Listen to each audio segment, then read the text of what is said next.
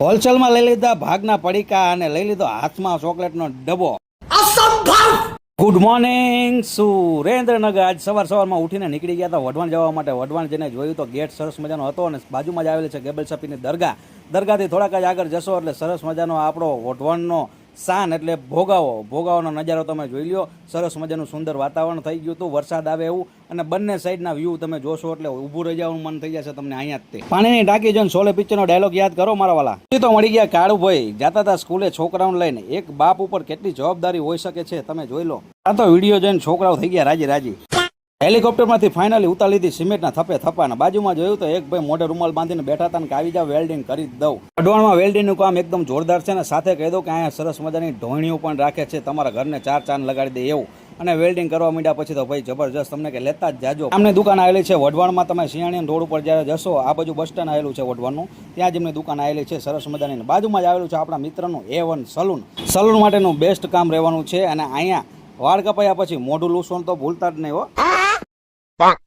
તો પહોંચી ગયા વઢવાણ વિસ્તારમાં આવેલું ગેબલ શપીની બાજુમાં ચાવડા ભાઈના ગલ્લે જઈને જોયું તો આ સરસ મજાનો વેપાર કરી રહ્યા હતા. કાળુભાઈ આવી ગયા કે લાવો 2-3 પડીકા મને ખવડાવી દો હાલો. એટલામાં તો કરી દીધા હાથ ઊંચાને કહી દીધું કે લાવો હું જીતી ગયો છું, વર્લ્ડ કપ આપી દો. તો ફાઇનલી આપણે પહોંચી ગયા હતા થમ્સઅપના બાટલો લઈને, એમને વધાઈ લીધા વર્લ્ડ કપ આપીને. જોઈ લો તમે.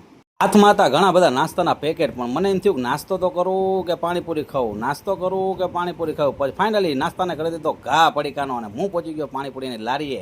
પાણીપુરીની લારી હજી સ્ટાર્ટ નથી કરી એ પહેલાં તો મેં ઉદઘાટન કરી નાખ્યું.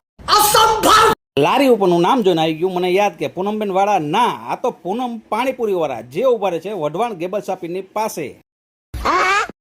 પછી તો ફાઇનલી કાળુભાઈ નીકળી ગયા વર્લ્ડ કપ લઈને હાથમાં. અમે જાવ છીએ વિદેશ જઈને તમને કોલ કરીશું. વર્લ્ડ કપ હાથમાં રાખવું કે ફાઇનલી કૂટર હાથમાં રાખવું. રોડ થઈ ગયો ક્લીન ને ફાઇનલી મારી દીધી કિક. પછી નીકળી ગયા કાળુભાઈ વિદેશ જવા માટે.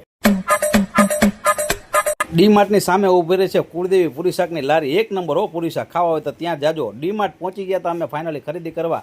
લેવા આવે તો એક વસ્તુ પણ રમતે ચડી ગયા અંદર જઈને. આ રીતે કોણે કરેલું છે કોમેન્ટ બોક્સમાં જરા જણાવી દેજો.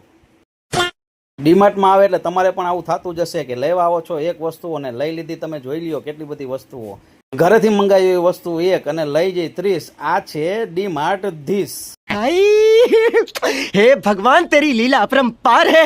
પછી તો ફાઇનલી નીકળી ગયા ઘરે જવા માટે. ને તમને કહી દઉં કે સુરેન્દ્રનગરમાં મારુતિ સુઝુકીનો શોરૂમ છે, ત્યાં ગાડીઓના થપ્પા હોય છે. એડવાન્સ બુકિંગ કરાવી નાખજો, વેઇટિંગમાં વાળો ફૂલ હોય છે હો મારો ભાઈ.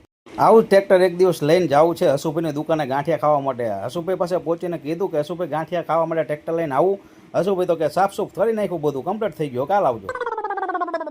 પછી પહોંચી ગયા અમારા મિત્ર કલ્પેશભાઈની દુકાને. અને આવા જ વિડીયો જો